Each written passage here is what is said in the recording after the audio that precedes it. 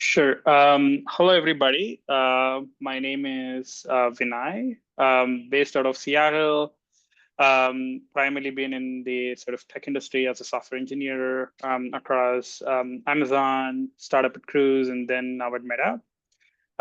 So I've been associated with SEC for the past couple of years now. Primarily been sort of angel investing through SAC and learning about angel investing myself as part of this. And I also am the SPV lead. That is the lead for SAC 28 that John basically mentioned a while ago.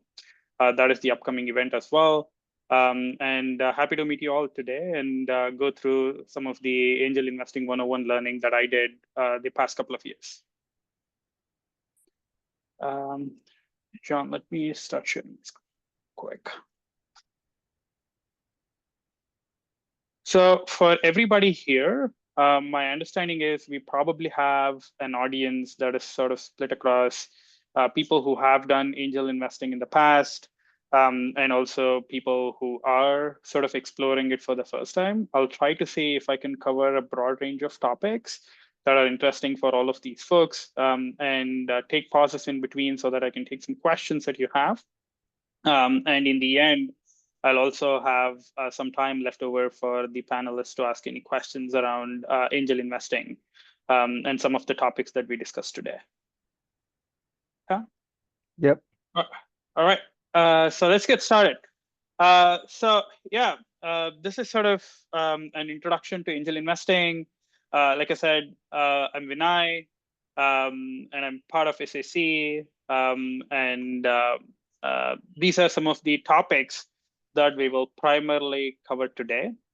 It's broadly divided into 4 sections. One is why we do angel investing, and what is sort of some of the nitty-gritty details. The next one is we'll talk about some of the angel investing landscape.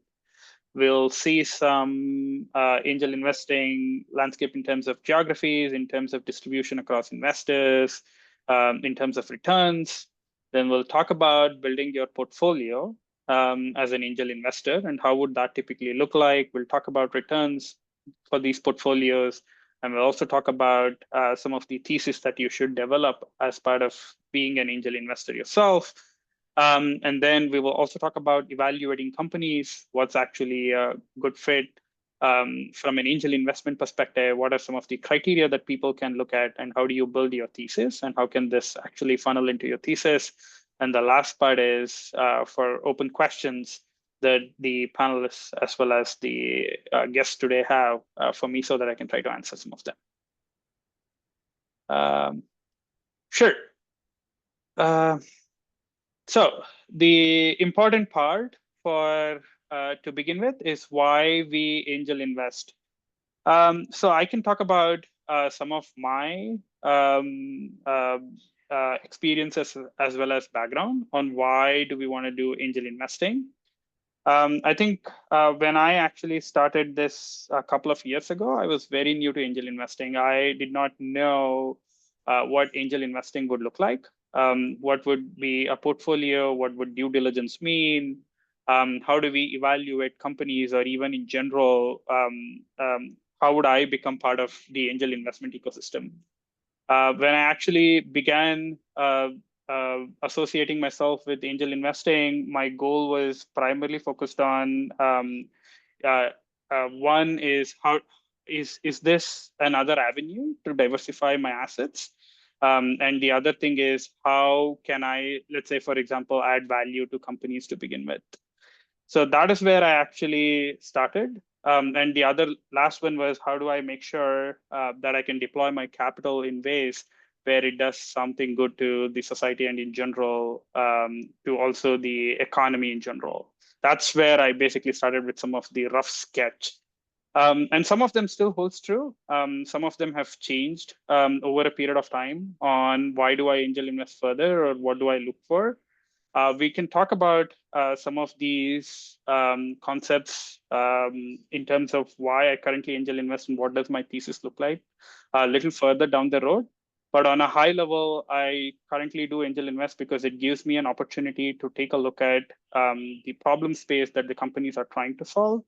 The second thing is understand multiple different industries or verticals. For example, the last couple of SAC events that I've been part of, we've looked at a lot more pharma or pharma tech companies or med tech companies in general. And that was one area or avenue that I had no understanding of when I started my angel investment journey. The third critical reason is this is another, how do I say, asset class for people. We'll talk about some of the risks associated with this as well. But this is another asset class from a diversification perspective that people can take a look at as well. The next important thing is for me is to understand some of the initial fundamentals an investor would look like, especially when evaluating companies, and what are those initial metrics that would make sense when an investor is making a decision. So it gives me a sort of an understanding of what's happening behind the table when people are evaluating companies, and especially as a cohort, when you do this as an angel investment cohort, that is really powerful and a really good mechanism to eliminate companies that do not necessarily, how do I say, um, do not necessarily fit or do not necessarily are good companies in general. And the last one is I also do it for, how do I put it, the community in general. Because of these angel investment community, I've met folks like John and some of the other folks who've been part of the SAC in the past. And that's another powerful community that you can engage with. And that can also be one of the networking aspects for both the investors as well as the companies. And you can also probably add value to some of these communities. And these are some of my top 4 or 5 reasons why I do angel investing. And we can get into the details of this in a bit. Okay, moving on, since this is sort of the angel investing 101, I want to start with some of the basic definitions of what an angel investor is, so that people have some understanding of what we are talking about. So typically what we call an angel investor is anybody who's accredited in the US. We'll talk about what accreditation means for an angel investor. But the idea is that somebody is using their own money in order to invest in startups, typically either for equity or in terms of debt for companies to grow. So most likely angel investors are people who would kick in after the friends and family round. That is the very initial part of starting a company and trying to write an initial few checks so that these companies can get off the ground and start either building their products or trying to understand and add value to customers. So angel investors, that is what we typically mean by an angel investor. So what's a good angel investor? So a good angel investor is somebody who would spend time to understand how to invest in startups successfully. What do I mean by that? A lot of people that I've interacted in the past are angel investors, primarily because they've done through syndication or primarily because they've invested through online platforms and call themselves angel investors. But typically, these people do not necessarily invest their own time or expertise in understanding what they're investing in. So a good angel investor does both. One, they would invest time in understanding what the startup is. This is what we call due diligence. I'll talk about that in a bit. And the other understanding is also an angel investor would have some understanding of what they're investing in. It's not just spending time, it's also having, in some cases, some expertise to understand whether they're investing in the right set of companies and people and right set of opportunity for themselves. Moving on. I just mentioned the word accreditation a while back. So for anybody in the US to be an angel investor, they have to be an accredited investor. What do I mean by that? Is any individual who makes more than 200K or 300K along with their spouse, at least for the last couple of years. And this is the same expectations moving on to the following year as well, where the year where they're trying to make the angel investment themselves.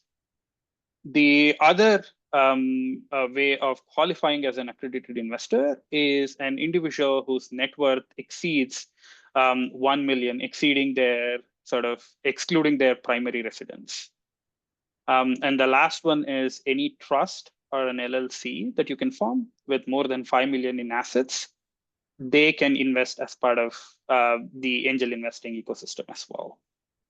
So these are the three different sort of mechanisms where an investor can become accredited and they can become part of angel investing. There's no formal, how do I put it, documentation that you need to get through in order to do this. This is most likely a sort of a self-declaration that you're an angel investor. But these are the criteria, and the reasons these are there is primarily sort of checks and balances to make sure that people do not invest in angel investing without understanding what they're doing, considering the fact that it's one of the riskier class of assets to invest in. And there are guardrails in order to make sure that people making certain income and beyond are the only ones who are accredited and who can invest as part of angel investing. I can take a pause here for a couple of seconds if people have any questions before moving forward. So if you have questions, feel free to raise your hands and I'll spotlight you. Yes, please. I am seeing no hands. Okay. Okay. If there are no questions, I'll move forward. You can also put questions into the chat and I'll make sure to highlight them. Yes. So we talked about angel investing. So one definition that people often try to confuse themselves is what's the difference between a startup or a small business? On a very sort of high level, anything that can have a liquidation event and can have X times or N times the return on your investments over a period of 10 to 12 years, or has the ability to become one, is typically considered a startup. Whereas anything that is primarily sort of making money and using that money to run itself, is from a sort of operation or capital perspective, is typically considered a small business. So for example, any company that you would invest in, one of the criteria that you would want to look up is whether this company can return certain excess of the money that you're investing in over a period of 10 to 12 years, and whether this has the potential to become one. Anything of that sort is typically considered a startup. Anything that people typically run, ranging from mom and pop shops to even, let's say, for example, small businesses that are not necessarily giving you multiples of returns, but gives you sort of year-on-year cash flows, those are typically considered small businesses in general. And the goal for us is, as an angel investor, is to spot which ones are necessarily startups and which one can give us those big liquidation events over a period of 10 to 12 years, and to focus our energy and efforts and our capital into those things.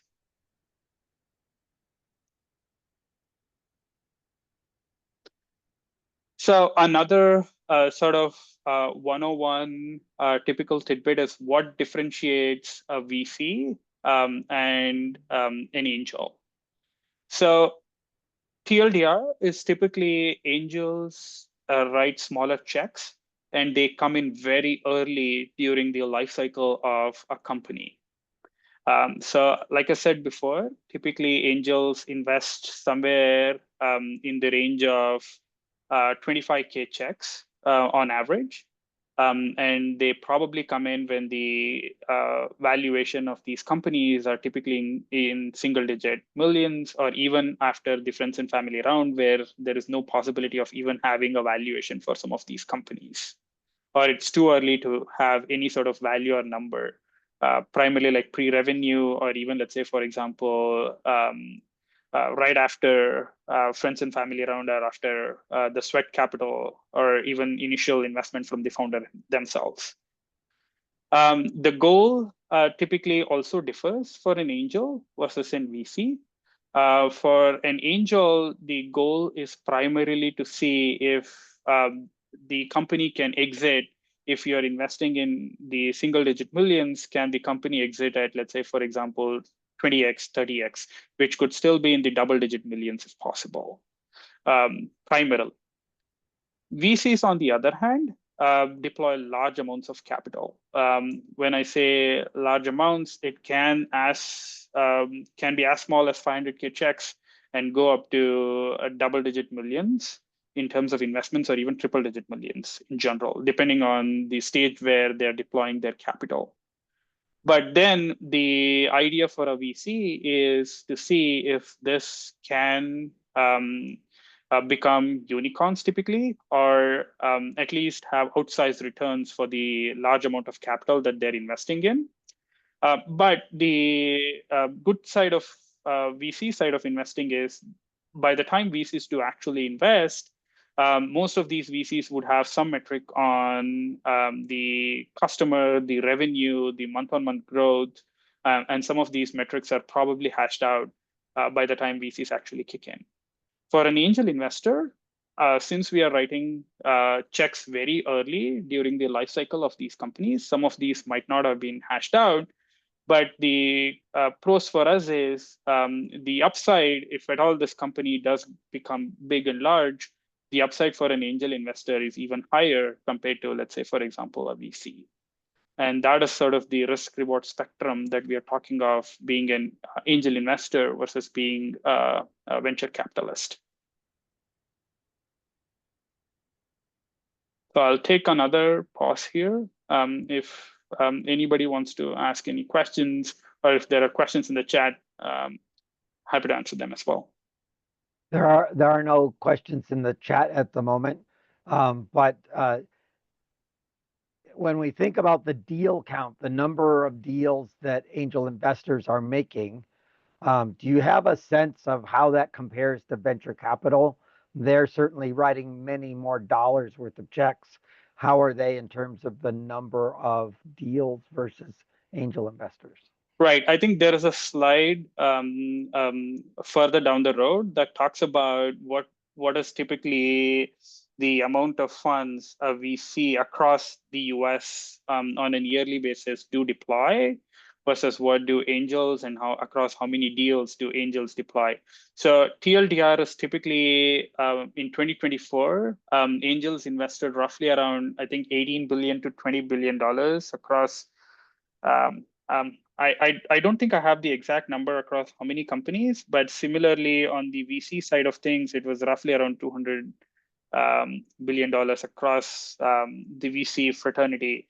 And that, I think, is across 13,000 to 14,000 deals. We'll get to that slide to see how it compares between angel investors and VCs in a bit. Okay. I see somebody's hand. Olga raised her hand. Olga, I'm going to spotlight you. I'm not able to find the chat. Can somebody send a message there? Maybe it shows up. Yeah, there's lots of things in the chat. If you look down on the bottom, it should say a little chat box on the bottom. You have to open that up. No, Maybe no, it's difficult by company, so. no chats. I've been dumping lots of material into the chat. Okay, sure. If there are no questions, then I'll probably move forward. Okay. So I think we will, that sort of is the initial sort of definitions of angel investing. The next part of this is to understand what the angel investing landscape looks like. For this, I think I just talked about this second back, is what would angel investing landscape look like and what is venture capital? So angel investors, like I said, write smaller checks, but across a larger number of deals. I don't have the number of deals that angel investors did in 2024, But I think the older data that I have is from 2017 or 2018, where typically angel investors invested roughly around the same amount of money over 60,000 deals. But in 2024, I was not able to get that exact metric across how many deals. But for venture capital, when it comes to that, they, like I said, they invest um, um, roughly around double-digit millions. And they did invest roughly around 215 billion across 14,320 deals in 2024. And even for VCs, VCs have a broad range of spectrum, right? Ranging from smaller VCs, micro VCs, all the way to the large VC firms. Some of these smaller VCs actually do invest at the seed or very early stages. They don't necessarily consider themselves as angel investing, but they do in very early stages. So out of those 215 billion that was invested in 2024, roughly around 10 to 12%, that is 28 billion, was invested in very early stage companies as part of their portfolio.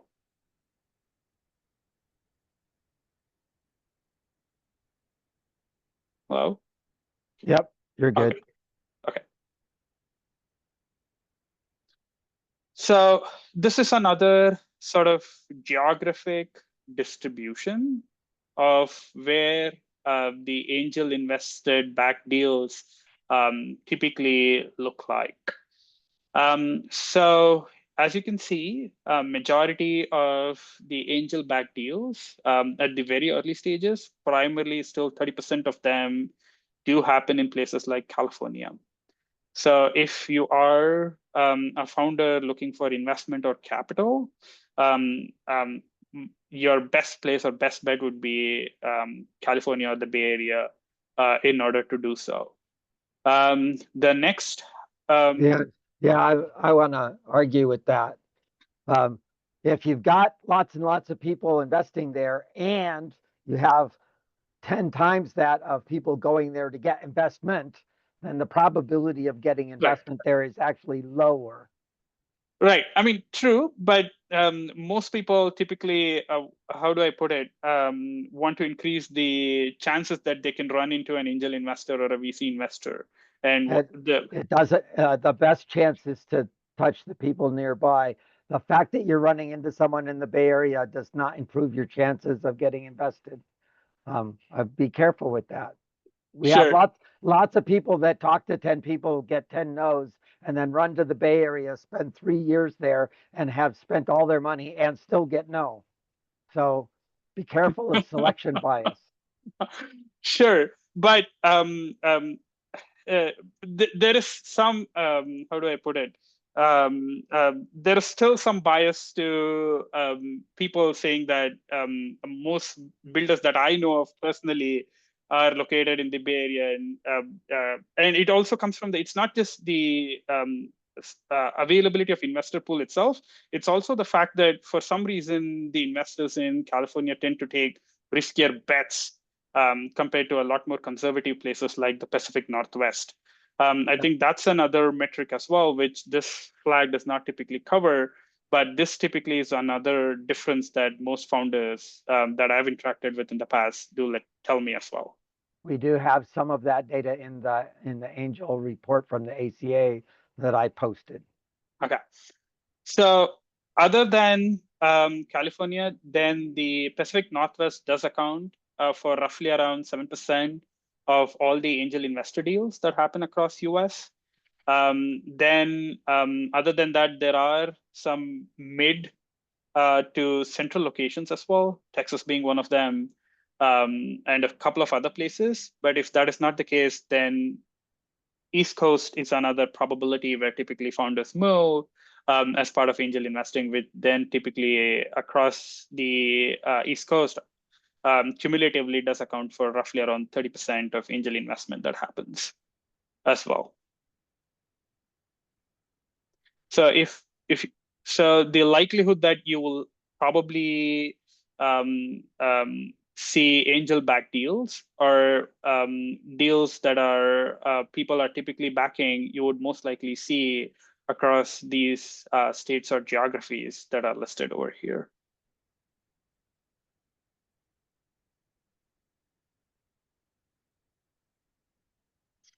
Okay, I'll pause here for any questions. If not, I'll just move on to the next. So we have two questions. You may get to them. Bobby asked a question earlier of how do angel investors manage their risk of their capital, and what is the checklist to follow to minimize the capital risk? Sure, I think we'll touch upon some of these risks and metrics and data points in a bit. Cool. And then Tima just asked the question, are we witnessing a paradigm shift in how angels and VCs approach startup investments? Recently, several AI startups have reportedly raised rounds of up to 2 billion based solely on ideas without products in place. You want to take that one? I think that's a discussion that's a lot more broader discussion on what's. We'll get that at the end then, because right.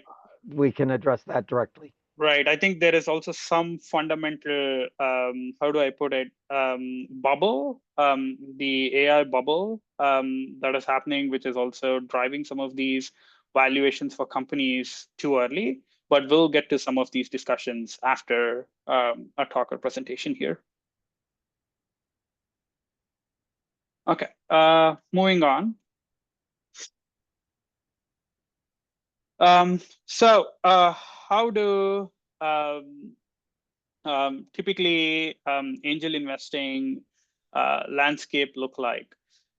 So on average, an angel investor typically invests in 1 out of 30 companies they see. Even in SAC, for example, we end up investing in 1 company out of 60 plus companies every single cohort. So the likelihood that even if, let's say, for example, good companies, there's a likelihood that they might not see any angel investment at all. And that's the nature of angel investing.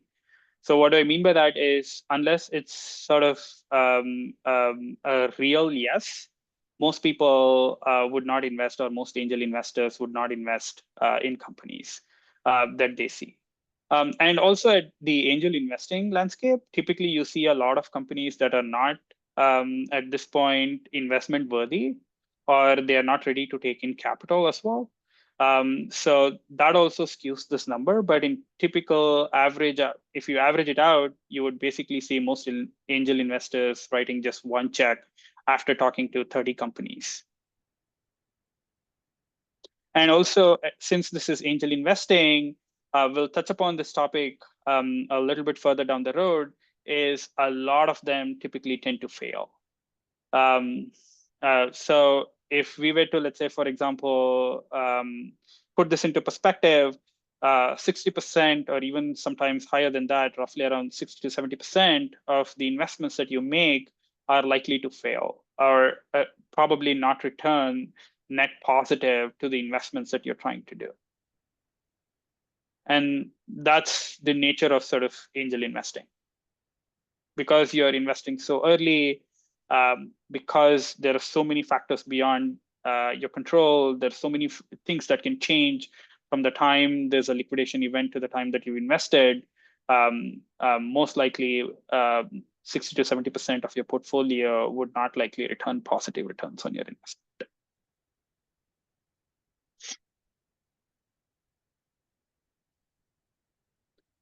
So then the question is, why do these startups fail? And what do we do as an investor to make our chances better? So we'll talk about why do these startups fail even after investing. And a large percentage of these startups fail because they go out of business. And this can further be sort of distilled into multiple different reasons. It can be product market fit. It can be just the timing of the market. It could be founder market fit. It could be just execution capabilities of these founders. It could be that they just were bypassed with something else that was better. or it could be as good as the founding team was not able to cohesively execute together, or even, for example, regulatory hurdles that these companies might run into. Or the last, which is sort of the death knell, is customers outright not being aligned with what you're trying to sell them. So 50% of these companies fail because they go out of business. And for the rest, they do get acquired by larger companies. But again, some of these companies could get acquired for way lesser than what the investors actually invested in them. So not all necessarily acquisitions of these companies would mean net positive returns for the investors themselves. Then acqui-hire is another sort of mechanism as well, where a company does get acquired, but primarily for the people, and let's say, for example, primarily for the people and the skills and capabilities of these people, and not necessarily for the problem or the solution that they are trying to build for that particular problem or the market itself. The last, or the one of the most dangerous among all of this, is the walking dead. So these companies keep sort of going through this V-shaped curve where they increase for some time and then they ebb and flow and ebb and flow. But over long periods of time, they do not have significant returns for the investors, or do not necessarily have a great product market fit, or does not necessarily acquire a significant chunk of customers' business. So they keep putzing along for a really long time, which is also sort of a walking dead, where it's, again, no returns for the investors themselves. The most least probability is a company going IPO, but that probability is what the angel investors typically want, but that's the least of the probabilities that can happen to a company. There are so many sort of, how do I say, multiple different milestones or hurdles a company has to cross before it gets into an IPO, and there's only 0.1% chance that a company can IPO by the time you actually invest to a company actually being IPO'd. Or if your portfolio has 100 companies, the likelihood that, or even, for example, 1,000 companies, to make it a rounded number, probably one company can IPO. That's the likelihood, or that's how slim the chances look like for a company to become an IPO.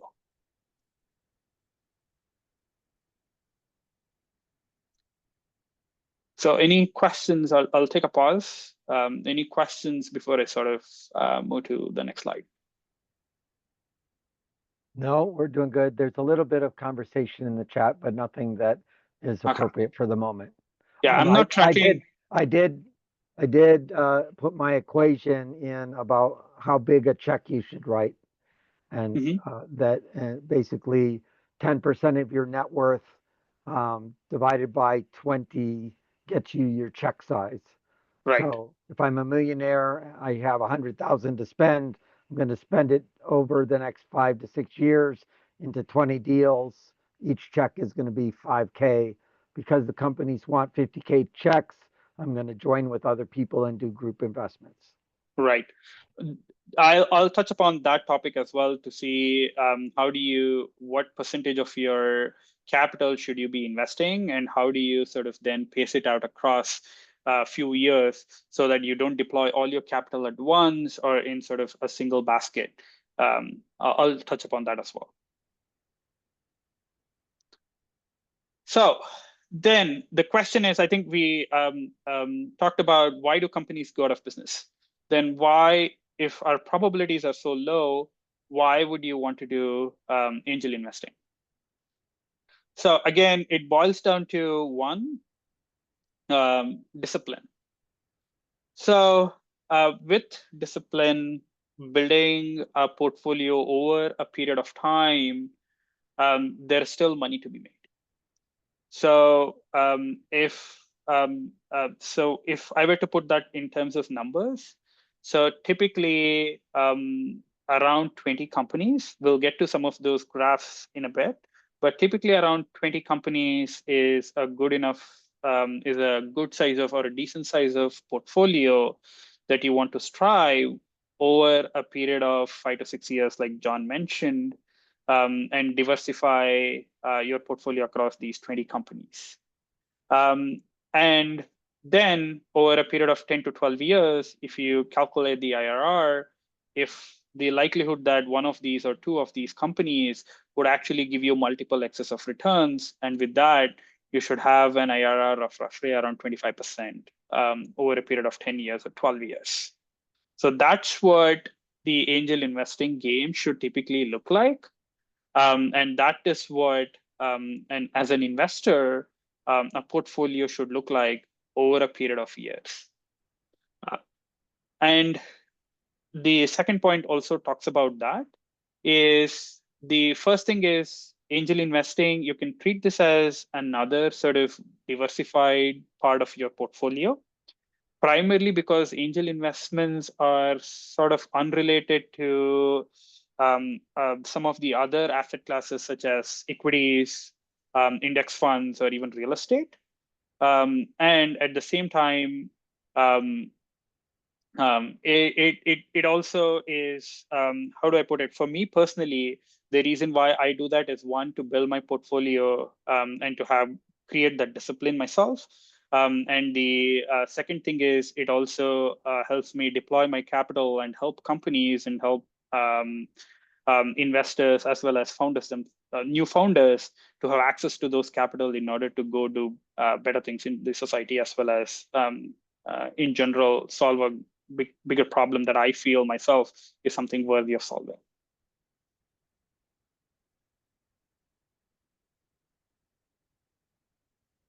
So Olga asks the question, what's a reasonable time frame to evaluate personal skill at angel investing given the time horizon?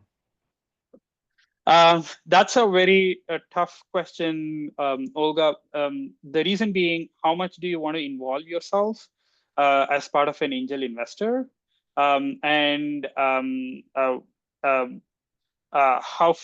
uh, how hands-on do you want to be as part of learning these companies in sort of different verticals as part of doing that? So from my example, since the angel investment companies are so early, it's really, really sort of hard for you to say that you understand all the sort of macro and micro situations a company can go through in order to make your decisions. So it would be a very sort of hard question to put a time frame on it. But if you were to, let's say, for example, do it consistently over a period of years, even after 2 years, it's very hard for me to say whether this company is something worthy of investing. We get better at eliminating the ones that will not make it, but we will never get to a stage where we can say for certain that these are the companies that are going to make it. We will get better at eliminating, how do I put it? I wouldn't want to say losers, but eliminating companies which will necessarily not make it faster and faster over a period of time, but not necessarily picking the winners ourselves. For eliminating the companies that would not make it, my understanding is, again, it would still take time. Even after 2 years, it's still hard for me. But if I were to put a rough time frame based on the discussions of people who've done it in the past, and maybe John can chime in, um, um, my understanding is, once you have a decent sized portfolio of roughly around 20 companies, that is when you would start seeing good enough metrics to see across your portfolio which are these companies, or which are these metrics that are firing in these companies, that you can then go further and start taking a look at in your further rounds of investment. But John, you've been in angel investing far longer than I have been. So what would be a time frame if I were to ask you this question? So angel investors in general, on average, are typically writing checks at a rate of somewhere between 4 and 8 a year. And we had some super angels in our community speak when we were doing the angel conference in person. I think it was Sarah Glover who said this. I'm not sure. But she basically said It took me 4 investments for me to really figure out what this angel investing thing was about. So it took her, about a year for her to figure out the basics of it. I've been doing this since 2007. I would say that I learn something new about companies every time I do it. And so I don't think it's something that you get done with. I think you just start getting a keener sense about which ones are not appropriate. Right. And I think that we do, in fact, get better and better at finding companies that don't taste right, even though we have really mushy data about them. And so that ends up being a problem when the universe changes the rules on you and then your pattern matching isn't working. So now you have to learn new things. So what the internet bubble in 2008, 2009 looked like is different than what the AI bubble looks like now. But yet we still have this little salty taste of there's something not quite right about certain AI companies not actually having foundations that are strong enough. So, that's why we use the word bubble in this case. So I think you can get reasonably good with due diligence over a year or two and understand it without too much trouble. I think you will get better the more you engage in it. Right. So if I were to draw a personal experience out of it, I've gotten better at due diligence. I understand the financials of this company. I understand how they are utilizing their capital. I understand what these founders are bringing to the table. But it's still hard for me to say for a fact that whether this company is still going to make it or not, because it has so many variables that are still not hashed out so early and beyond everybody's control at this point in time that it really, really does not. It's really hard for somebody to pick winners in the angel investing. I guess we Yeah, I would say that it is impossible for you to pick winners Right. in the thing. Go ahead, Olga. I guess the I have. question goes around, is there any rule of thumb you would recommend for us not to fool ourselves? That maybe some people here are not good at this, right? How do you know till you run out of money? Or maybe you have like reasonable checkpoints to evaluate your personal skill, given that the time horizon here can be like 5 or 10 years, maybe for some of the investments to pay out. That's kind of like the question. Well, that's why we run the program that we run, so you can get perspective. And so you're asking a really, really, really big question, which you should look at the David Rose book to understand how big a Correct. question you're asking. But in order to get perspective, you need to look at a lot of companies. So we look at 60 companies each cycle. That's an important thing to do. The the other approach, not using our program, is um, go join an angel group, put your hands in your pocket, do not make any investments for a year, and take a look at, on the order of 30 to 50 companies before you invest so you get perspective and watch what the other people are doing and watch the people that actually do due diligence and watch the ones that are sheep that follow other people that don't do due diligence and see how their outcomes, progress. Right. And this is again a function of time as well as doing it collectively would help you reduce some of the time. But again, as an individual investor, getting into or being hands-on early on is definitely helpful. So like John said, do talk to the angel investment groups where they're investing as part of group and all of these investors are doing due diligence themselves so that you understand and somebody not, let's say, for example, bringing in deals for you and you investing as part of syndicate. That is one way. And this again takes time. And over a period of time, you would start seeing patterns of companies that either does not fit your thesis or hadn't made it in the past that you did actually invest in, or let's say somebody else invested in, and you start seeing those patterns and you get better and better in matching those patterns. And for your question on whether you want to run out of money, then again, you want to be very, very conservative in how do you deploy capital, especially if you do not know what you're doing.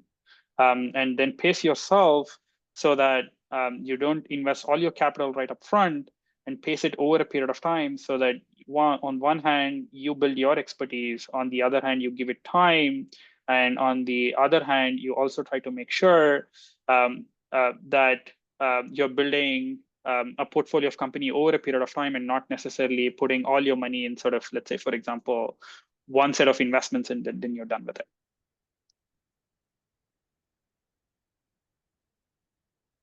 And also the good or bad part of this is the companies that actually do not make it, you listen to them sooner rather than later. So what happens is most people invest a large chunk of their portfolio or money into a few companies, and then most of them typically end up dying and they never invest. So that is not something that you should be doing, because pacing yourself gives you the time in order to get those early metrics and feedbacks on companies that did not work, which you initially thought are going to work. And then you can use that to feed your funnel and sort of build that cycle or loop so that it's self-feeding. So you take metrics from companies that did not work and companies that did work, and then you start pattern matching in your next set of investments. And then you do that, refine that process enough that over a period of time, you would have a better sense of, how do I say, elimination in the game of elimination, for sure. All right, moving to the next. So yeah, so how does this typically look like from an angel investor portfolio sense, right? So for the most part, 60 to 70% of these companies do not make any money. And this graph exactly tells you that. So it makes less than 1x of the money that you put in. You would probably not make any money out of it. Roughly around 20% of these companies should return your capital or a little over your capital. And these are the companies that I typically fall in the Walking Dead to even in some cases, acquisition targets. That is one of the other brackets where your portfolio would fall into, or the companies in your portfolio would fall into. The 5x to 10x, again, over what period of time starts becoming an important part of question, because you're tracking your IRRs if you're looking at purely from an investment perspective. So anything from here till greater than 30x, the percentage of the companies that fall into this bracket cumulatively is roughly around 10% on average for any investor. And that is the reason why the recommendation is to have a portfolio of roughly around 20 companies so that you give that chance for yourself. And this slide talks about some of this as well. I think some of these metrics are a little bit older. So what do I mean by that is the S&P 500 from 2001 to 2016 was 5.3%. If you're looking at from an investment lens or perspective, then companies which typically give you 2.5x multiples typically tend to have an IRR of 22%. And it's a comparison against S&P 500. But this data, again, for a new angel investor or somebody who's not seasoned enough, this might look entirely sort of different in general. And the average duration typically for these exits, again, 4.5 years is being very optimistic. As an angel investor, I would be on the sort of somewhere in the median. So I would basically say anywhere between 8 years to 10 or 12 years is typically, 8 years is typically the 8 years plus or even above is where I would probably see some of these returns, if at all these companies do give me those returns. And the last part is basically the same thing, that 70% of your investments in angel investing space, since it's a sort of a riskier asset class, it's typically most likely going to fail.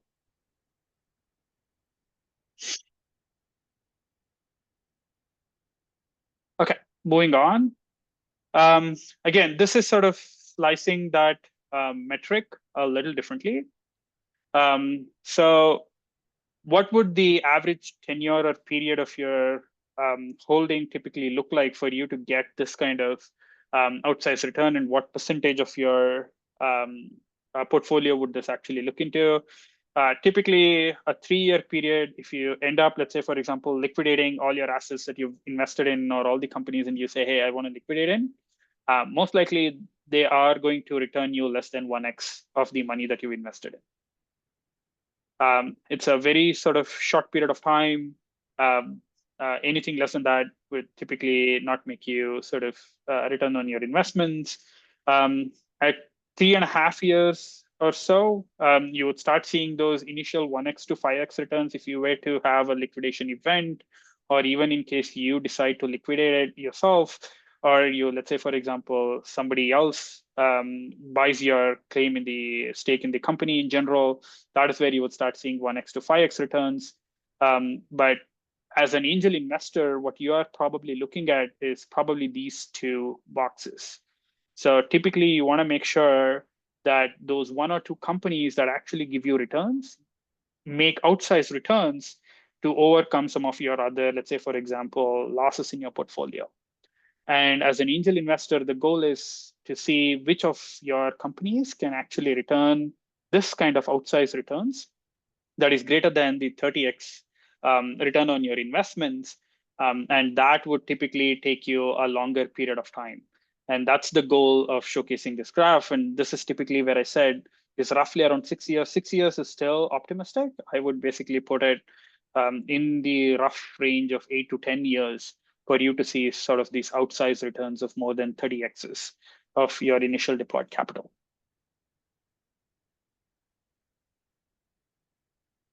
I'll take a pause if there are any questions. If not, I'll just move on to the next. So in this data, it's really important to understand that distributions from the companies are not normal distributions. They do not they do not fit the Bayesian curve. So the average hold time, the average amount returned is not, normal numbers. They're spread out exponentially. Even in the subcategories, they're spread out exponentially. So, and the question was asked in the chat, does this include the failures? Yes. So in that hold time includes the failures, and the failures probably are earlier and pull the average down. That doesn't mean the 1x people are always happening quickly. It means that you might have a 1x return that took 10 years to happen.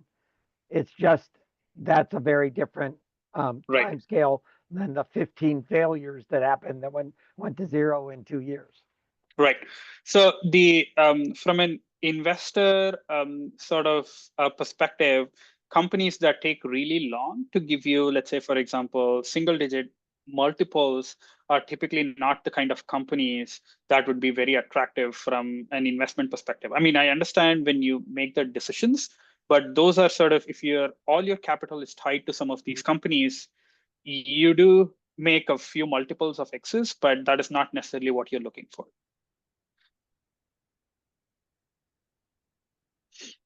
Yep. Okay. Move on. Moving on. So why would anybody want to do it? I think I basically said my top reasons of building my network, understanding what happens behind the scenes. If, let's say, for example, I were to do something of my own at some point in time, the next part is understand what are some of the fundamental, both on the challenges side, and what are some of the fundamental metrics somebody would look into as part of making an investment into a company. Then the other major aspect for me is the people aspect of it. You tend to meet people of sort of diverse backgrounds and different sort of capabilities, both in terms of the expertise that they bring in, both in terms of the diverse industry backgrounds that they bring in, which are really, really hard if you are, let's say, for example, focused on one sector. In my case, primarily in sort of the tech. The other aspect of this is sort of people also find a lot more sort of comforting factor in helping a company succeed, or in involving themselves in sort of the early investment decisions, and interacting with founders themselves and trying to see what kind of personas and founders they can actually meet as part of this process. So it's overall sort of a fun process to involve in.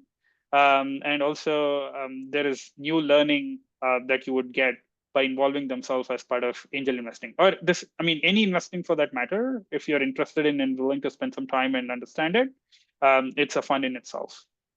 So this is another sort of vertical or skill that I was really interested in, and that is the reason why I've been trying to do this for the past couple of years.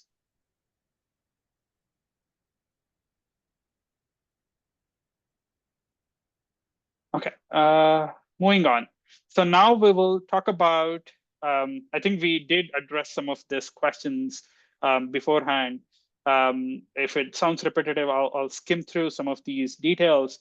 But the TLDR again, build roughly around 20 companies. Make sure that you're investing only money that is typically 5% or 10% of your total net worth or assets into these companies. Make sure that as an angel investment perspective, other than all the expertise that you bring in into the company and all the other fun aspects of it that I talked about, make sure that you also strive for returns on your investments and try to see if you can build a portfolio that can, over a period of time, at least have an IRR of 25%, because for all the work and the risk that you're taking in by investing in these companies, you might as well have some sort of returns or carrot in order to make this process enjoyable, even from a financial aspect of it as well.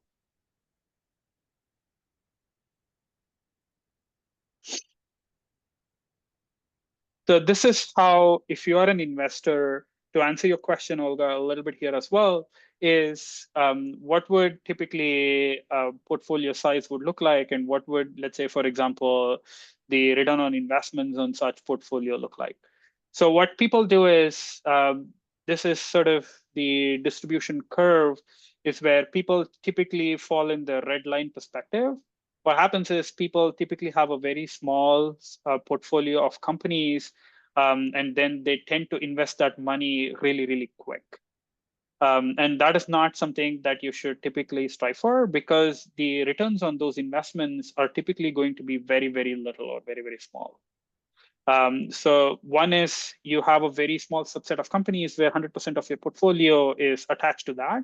So most likely you would probably fall in this less than 1x bracket because of this.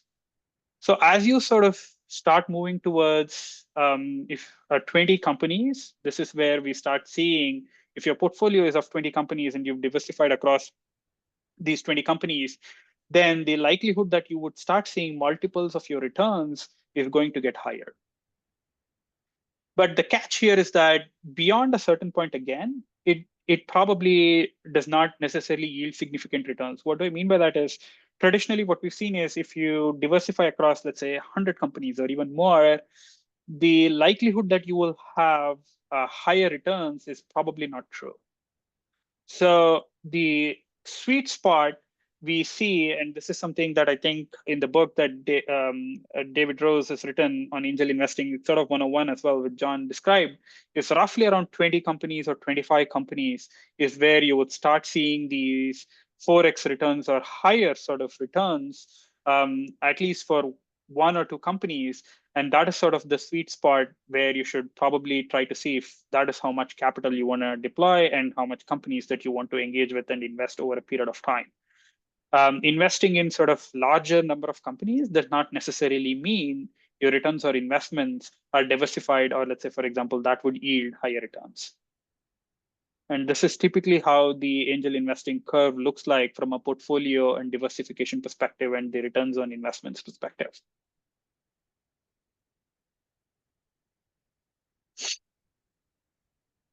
And this is, again, sort of another way of looking at the same metric. I think we touched upon this as well, is that if, let's say, for example, your goal is to have a 25% IRR returns on your investments, and then, let's say, for example, you did hold your portfolio for 5 years, on average, let's say, for example, you invested in 10 companies, then you should be seeing somewhere around 3x of your returns. And if you look at how that distribution would look like, if an investor opens his metrics, most of these companies, like we said, is probably not making any of those returns for you. And there's probably one company that is doing that outsized returns, that is balancing your portfolio. and helping you achieve that 25% IRR that we talked about. And even in this table, you can see that this is spread across a period of 5 years. My understanding is these investments are probably 1 or 2 investments a year and spread across 5 years. And even in that case, the average multiple is roughly around 3x's. And it is all coming in from this one single company, which is making outsized returns for the investors. If we were to, let's say, for example, extrapolate this and take it across 9 years, then again, if we were, let's say, for example, striving for an IRR of 25% itself, then your portfolio would look something like this, where one of these companies, again, would have extremely sort of outsized returns on your investments. And again, you would see the same trend following across 70% of losses and probably the 10% of the companies giving you outsized returns. And it's a sort of function of time here compared to, let's say, for example, J returning 24x's versus over 9 years, similarly, a company returning 68x's of your returns. But the distribution curve is probably going to remain the same. So over a period of time, your portfolio, even if you, let's say, for example, invest in 20 companies over a period of 10 years, most likely there's going to be one company that is returning that 100x returns that is balancing your portfolio in order to get this. And said the other direction, in order for you to get that level of IRR, you must be looking at companies that are capable of producing 68 times your money.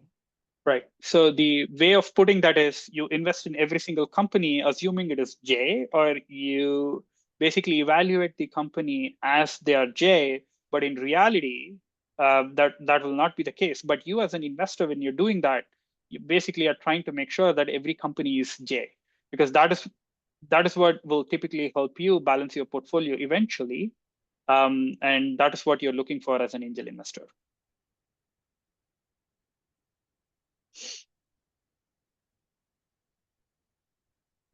Right. So again, I see Tiffany is raising her hand. Oh, sorry. Yeah, go ahead, Tiffany. Sorry, I can't hear you. You're on mute. You're on mute. Okay.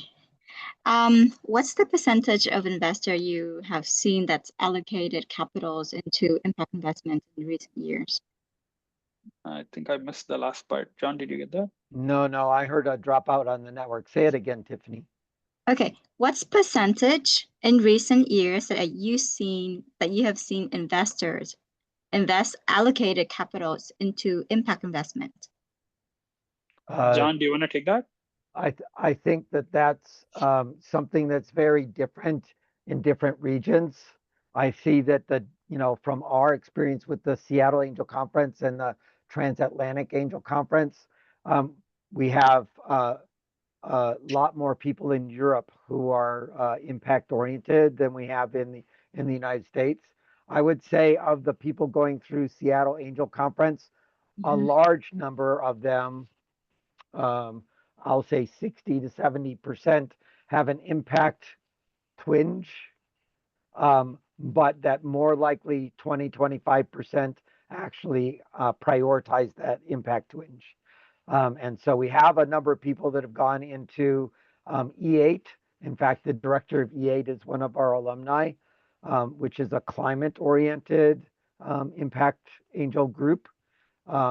And there are a number of people that are doing social impact investing, but not through angel groups because we don't have a social impact investing group locally. But there are some nationally. But I would say it's probably in the Seattle area, 20 to 25% that'll prioritize that impact thesis. Okay, so my follow-up question is, has carbon credit been something that investors look into or account for as part of asset, or We've had several companies apply to the Seattle Angel Conference where carbon credits of one kind or another, or carbon reduction and associated payments of whatever kind, have been part of the business plan. none of those have made it to the finals. And so I think that in our context, it's a complication that most of the new angels can't wrap their heads around. I think you should go ask the people that are on the decarbonate fund at E8, because that's directly what they address. But you And, said that's and more, the person that is running that right now is Maya Anderson, thank you. who And is you said also an alumni. Go ahead. thank you. So you said there are more interest or more investment in Europe. There's people prioritize climate harder in Europe than they do in the United States. Thank you very much. So if you were to go to a big startup party, I would say slush.org in Finland in November is a good place to test that question. Okay, next, Vinay. Yep.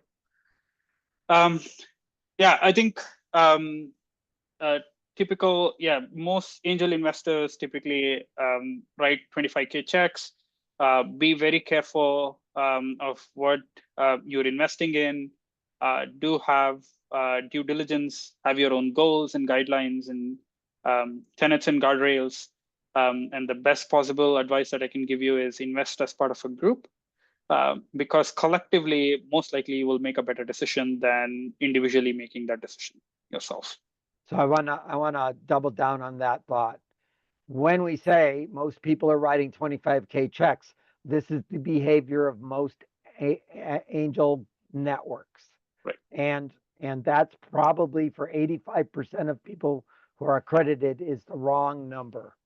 And so specifically, it's much better for a bunch of you, 5 of you to write 5K checks as a group than it is for you to write 25K checks and write fewer checks, right?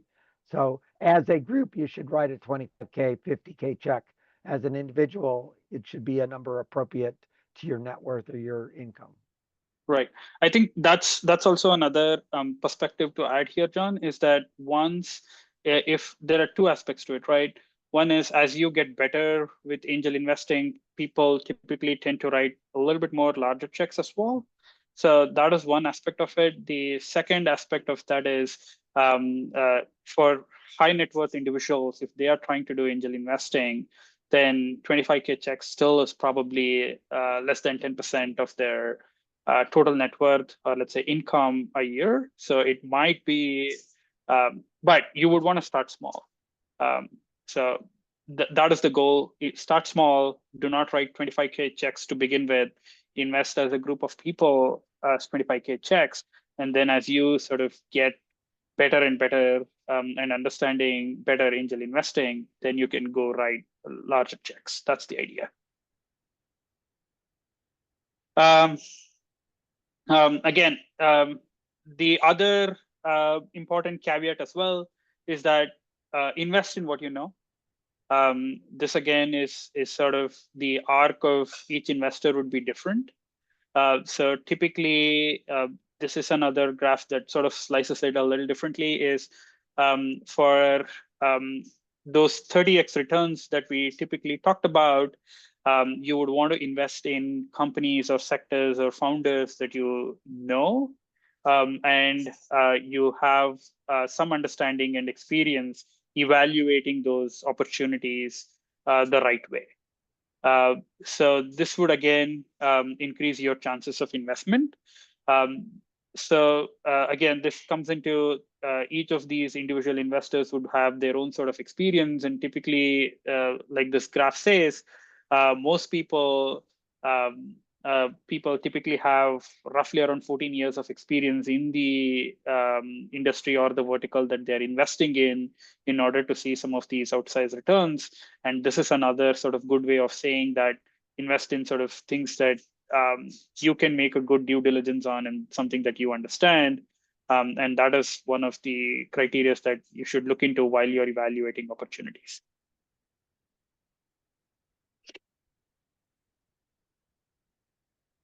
The next aspect of this is the time. So typically, you would want to spend more than 20 plus hours on due diligence. And that's sort of the sweet spot for each investment that you make. At least 20 hours is sort of a sweet spot for any investor to begin with. Anything that is sort of less than 20 hours, the likelihood of those investments returning sort of multiples of multiple X's on your returns is probably going to be very, very low. The only caveat is that beyond 30x returns, it gets harder even after spending good amount of time on due diligence. But typically from 10x to 30x sort of returns, we've seen these returns are typically seen for people who are at least spending 20 hours on due diligence on each of these opportunities that they're investing in.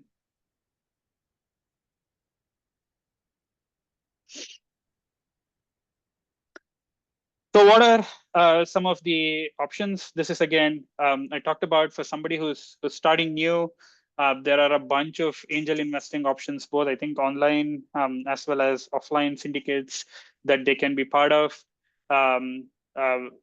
Kretsu is one of them. There are so many others that are listed on this Alliance of Angels. There are angel networks, there are online syndicates. AngelList is probably one of that is popular. There are active angel groups. For example, Seattle Angel Conference is one of them. There are so many of these multiple different angel investing options that you can probably explore and try to become part of it, part of your angel investing journey.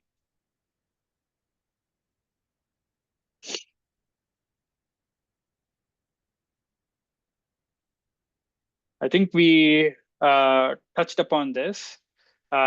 This again is basically the same graph I think we talked about a little while back. Primary reason most startups fail is market related.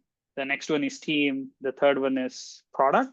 But during the angel investing, one of my thesis has been that I think team, having the right team, sort of people who've had metrics enough to showcase that they were able to deliver, people who can be coached, people who can understand the verticals and the problem space that they're trying to solve, will probably go way farther than, let's say, for example, a large sort of an idea, or even, let's say, for example, a large market or a large customer base to begin with. Because these, from the typical idea behind here is that teams that can execute and teams that have had track records of execution, and at the same time, teams that can change and adapt are probably going to go longer and farther than, let's say, for example, purely based on the fact that purely based on an opportunity or purely based on customers or initial customer sort of, how do I say, insights, or purely based on some of the other metrics. So it's team is what typically most angel investors would look like or look into, especially when they are making a decision on initial angel investments.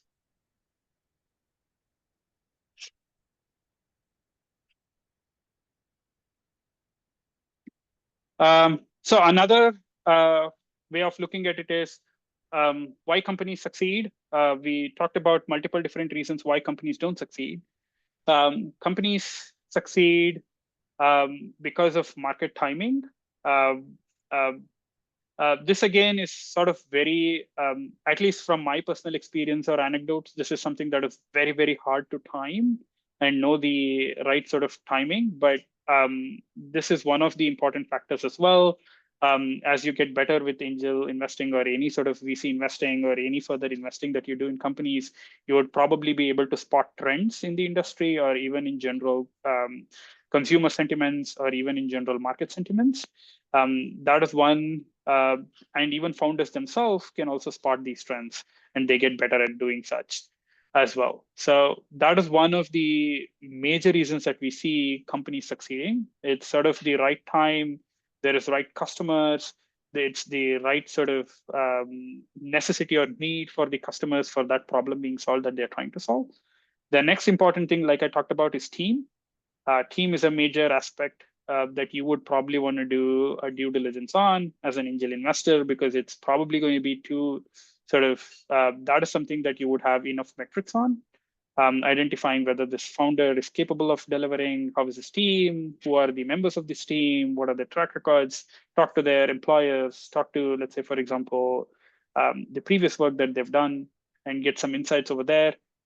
Idea, again, contributes 28%. Business model, again, you would do that as part of due diligence. And that is another critical area that as an angel investor that you can focus on. And the last part of it is sort of funding. So it's sort of capital, people, and time. And it's sort of an intersection across these three major verticals that is sort of one possibility that a company can succeed. If you can spot these three trends in any company, then the likelihood that that company is going to succeed. And if you get good at spotting those trends, then that is one possible way in which you can start picking up better companies or winners. Like, again, this sort of summarizes the same thing: market opportunity, product, team, evidence of traction, which is in this case either customers or revenue, and then eventually the business model, the company.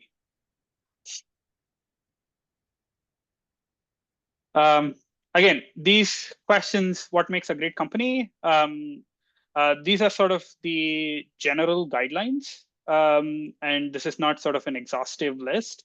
As part of due diligence, these are some of the questions that we anticipate an angel investor to ask the founders and the founding team to get some idea of what this would look like. What is the problem that you're trying to solve? Why now this problem needs to be solved?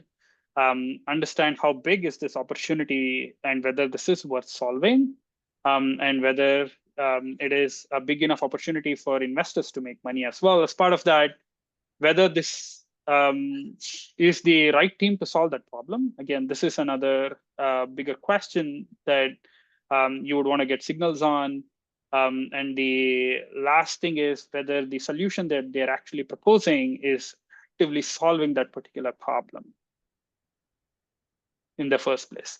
So, for example, I think I did a due diligence on a company called Paxos as part of SAC 26, I believe. And they were trying to solve the under sort of bladder problem where a person, it's an underactive bladder problem. And looking at the team, most of these teams have been in part of the medtech industry for more than 20 years. And each of these, and there were also people who had industry connects, and they had solved the medtech problem as part of some of the larger companies that they were part of before, and also productizing and commercializing some of these medtech products. And that gives you a little bit more confidence in the sense that these people know both the commercial operation side of things, the business side of things, and whether they are trying to solve the actual problem. And they did have data on running animal tests, and they were primarily looking for capital in order to run human trials and finally get into FDA approvals. So we did a thorough due diligence on this. Then we tried to understand how big of a problem this is. And how do insurance companies actually help benefit the company as well as the people facing this problem? And then we tried to see what are some of the financial aspects of this. Just giving an example to see what this would actually look like when we evaluated this company.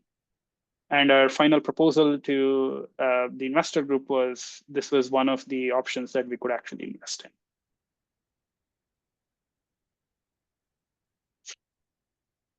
So summarizing everything that we talked about. So typically angel investors, if done right, would often beat VC returns. The reason being that you're investing early, you're taking larger risks compared to a VC. So there has to be some reward compared to a VC in terms of returns. Again, small percentage of your portfolio is likely going to succeed.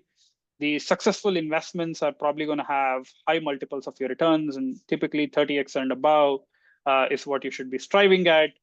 the more the due diligence, the more the time that you spend on due diligence, the better. And the Pacific Northwest is one of the excellent places to invest, as well as understand the angel investing landscape, especially considering sort of the Pacific Northwest being some of the tech places. And also you will find a lot of opportunities for investing in Pacific Northwest. Yeah, you want to drop your, there are, Yeah, I think, there are some resources for people to look into. I'll basically drop this slide share link for people to take a look at. But the rest of it is sort of some resources for people to explore. And the last part of it is, if you have any questions, open for it. And other than that, we are starting our next round of SAC 28 as part of Seattle Angel Conference, which is our cohort for people to understand angel investing and get their feet wet in angel investing. It starts on September 2nd. And there are Chris, David, and John that you can reach out to if you're interested in exploring about SAC and what it entails. Yeah, that's all I had for today, and happy to answer any questions you have. And there's John here who can help us answer some questions as well. Yeah, drop your slide so we can see everyone. Right. Let me do that. Let me stop sharing. And let me also drop those slide links. There we go. Does anybody have any thoughts or questions they want to address? Just raise your hand.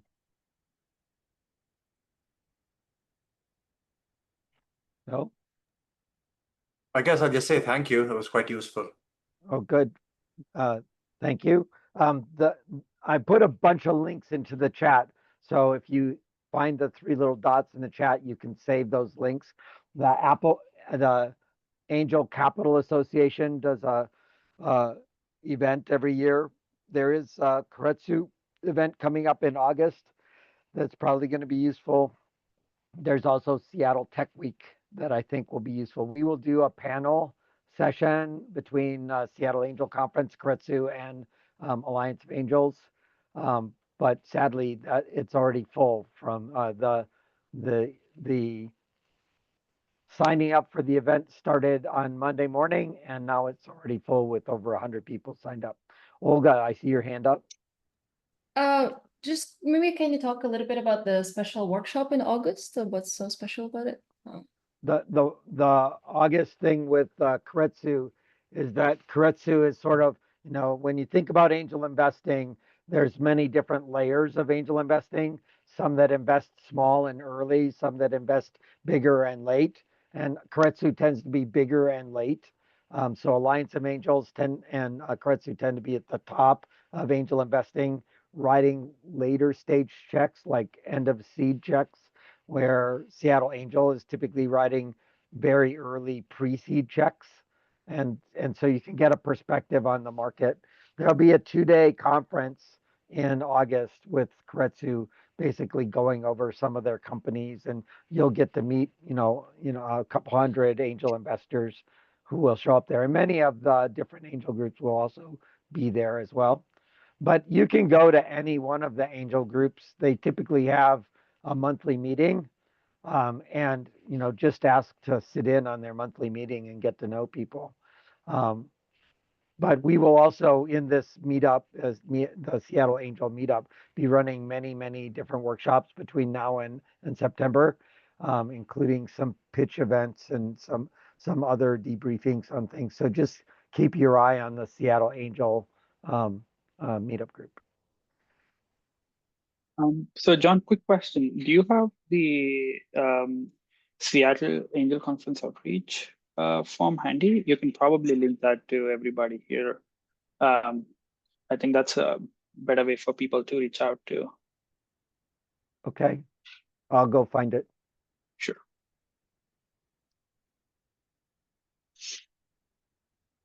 Any other questions? No. So Kevin, you have this SBDC bent, and one of the things that I've noticed working for SBDCs is that a vast number of your companies are not fundable companies in a bunch of different ways. They're all small businesses intending to stay small businesses. Yeah. How would you take what you heard here and put it to use? So from my perspective, so the way my funding works, I spend about 60% of my time in Southeast King County just because of my funding streams. Yep. That leaves another 40% that I can help any Washington business in the state. I've been intentionally going to things like the energy test bed and the 9-0 facility to make better connections with people that are into sustainable and energy and, building retrofit kind of environment. People that have software products to improve the grid or, those kinds of things. And so that's the arena where I'm putting my other 40% of my time. And some of those folks may be a fit for this. My background is very cash flow driven. And so that's sort of my bias is like, who's your customer? Who's going to write a check? If you don't have product market fit, I just don't see how you are going to get traction for, whether it's a small business or whether it's something that's going to fit into an angel and VC kind of pathway. But if you've got, if you can do a minimally viable product and show product market fit and, people are actually writing you checks, you've got a lot of leverage. you've got something you can work with and that people are going to be more excited to invest in, I think. I'm still in the learning curve about, so I appreciated your comment a minute ago, John, about, Keiretsu versus other angel investment groups and sort of that spectrum within the angel layer. Because that I hadn't heard anybody articulate it quite like that, but it makes total sense. So You need to you need to watch the first little, 25 minutes of the Seattle Angel Conference 27 when Elaine did all of her little business mapping of where the investments are and how many they are and how big they are for our local region. yeah. So No, that's a good recording. Yeah. Here is let me put this in. Here is the form that we used at the Seattle Angel Conference 27 final demo day. If you're interested in engaging in our stuff, then fill out this form. Yeah, I do have a Slack channel. I use the Slack channel from the Open Coffee. We do the Seattle Open Startups Open Coffee every week, where we talk about startup-y things. Find the resource you need to get the next step of what you're doing. It's right now virtual still. I'll put the link to that in, and I use the Slack channel for that as a way of talking to startups. Are there other questions? I think Yes, Olga's got one. Yeah, Olga. If you think about successful angel investors, what are the constraints and the limiting factors, like the amount of money, the flow of companies to analyze, or the amount of time to do diligence? And if it's the time, are people already using AI to maybe help with that or speed up the process? Yes, all of those things you label are constraints. How much money? I think one of the key math things you need to do is what's my check size? I think the second question is how many checks am I going to write? Now you've constrained, your engagement. Now, presumably, if you do that over 6 years, after 6 years, the amount of money you have in your, stock portfolio is doubled and your net worth is different, and then you recalculate the numbers that you need to do, right? And so there's certainly opportunities there to figure out a sort of a time boxed experiment about how I'm going to do this.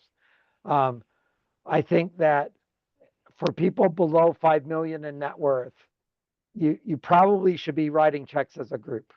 And so then the question is, who are the other people in the group that complement my efforts and who align with my interests enough that we can make successful investments together. So that's one of the things we hope is an outcome of our angel conference, is that you find some of the people that you like that want to invest with you. But You have to do due diligence. Someone has to be doing a good job of that. Active angels are much better when they're paying attention. You need to be diversified in your portfolio over time. You need to be diversified over, I even think geography, so that you are getting exposure to opportunities that are important. There are no shortage of people that want your money. So it's possible to find deal flow everywhere. Finding good companies is a function of your thesis as much as it is the quality of the company. And so we can say no to hundreds of companies very rapidly because, like, I have no interest in gambling. No, 30 seconds, done, right? I have no interest in armaments, even though, like, Eastern Europe is doing lots and lots of angel investing in armaments. That's just not in my box. I'm not going to do it. So, no. And so I can take the 1,000 companies that I'm actually going to look at, and I'm going to drop that to 100 that are interesting enough very rapidly. And then I'll drop the 100 down to the 10 that I'm investing in with some amount of due diligence effort. The amount on the 90 is less than the amount on the 10 I invested in. But, if you're writing 5K checks, you'd like 10 other people with you. So you're writing 50K checks and you have some impact on how to do that, right? And one of the things we struggle with is how to do SPVs effectively so that you can do that rapidly and cheaply and so forth. So that's one of the challenges that we're working with. And the workshop we did this morning on tokenized securities, I think, opens a door that's sort of interesting, and I need to think more about it. Right. That'll end up on our YouTube channel as well. So I think, John, another thing we should probably prioritize at some point is the tax aspect of angel investing, which we did not touch upon today. So when we talk about 30x returns, you want to be efficient with respect to optimizing for tax early on. And I think we should probably pull some folks in to see, and probably somebody who has a lot more context on taxation. We have a recording of a previous workshop on that, specifically around Rule 1202. So at the moment, Rule 1202 says, if you invest in a startup that's below 50 million in valuation and you invest in it at stock and you keep it for 5 years, then your capital gains rate on your returns is 0 for the first 10 million. So this is an asset class that, as an angel investor, you do not pay the 30, 50% tax burden on your returns for that thing. So that's really quite useful. If you're in BC, there's a 30% credit, which basically eliminates the 50% of risk for your angel investing. I find that a very interesting model. But nonetheless, there are tax benefits. There are also tax complications because depending on how you structure the investment, you have to do paperwork around your investments. Right. Work with Washington capital gains taxes that recently passed is a pain and is troublesome, and that's why people have been leaving the state. Mhm. So if I made several $1 billion in my startup, and now when I cash in those stocks, I have to pay the capital gains tax. Why don't I move to Florida where I don't have to pay that capital gains tax? Oh, but I mean the 1202 rule, like for example. Oh yeah, 1202 is a federal rule. It applies everywhere. But will the Washington state try to get the taxes? No, the capital gains in Washington is based on the federal stuff, except for the fact that they just added if your returns are bigger than 250, then they take that piece, right? So that particular new law does apply. Yes. But, I invest my 5,000. This year I get a 20x return. Now I got 100,000. I pay 0 capital gains tax both in Washington and federally. So, yeah, we'll do more workshops about valuations and deal terms and due diligence and taxes and stuff as well. Right. I think the goal of us today was to give a basic understanding of what angel investing would look like. There will be some follow-up workshops, which I think John is going to prioritize on his side, that'll dig into specific aspects of angel investing. Absolutely. And we do the open copies where we talk about this and can answer questions directly. And that's online still. I will try to do 2 of those in the next couple of months that are in person in Seattle. But right now they're virtual. And then it is, yeah, Olga just asked the question a little bit earlier. When people are starting out, how do they pick what types of companies they don't want to invest into? Well, in my mind, the way you do that is get exposure to lots of companies, go to the pitch events, put a line through all the ones that made you go ick, and then try to figure out why they made you go ick. Like, although we do know that software people tend to look at FDA pathways as ick, and they won't look at medical companies when in fact it's just a different pattern. It's not necessarily more risky, it's just a different kind of structure. And medical's not nearly as dangerous as people flinch at it when they're software people. So there's a certain amount of thinking about, what the patterns of the companies are as they make their journey that you need to pay attention to. Yeah, Vinay. Yeah, and one more thing that I want to put across is as an angel investment community, we at least for me, at least the upcoming SAC is I want to see more participation, especially from women. Primarily being that that is one of the areas that we've been seeing a lot less participation in the angel investment community. And having sort of diverse perspective coming in would really, really help as part of, how do I say it? Or having women as part of the cohort would bring in diverse perspective that is going to be really, really helpful while doing due diligence and stuff as a group of investors. So So, we did run a program that was a European focused women investor program, and the structure of the conversations and the structure of the due diligence was really somewhat different. It was quite interesting to see how the flow of the group ended up being different. And we noticed that when we get to 50-50 on our alignment, which we've done a couple of times, then different kinds of companies make it to the finals.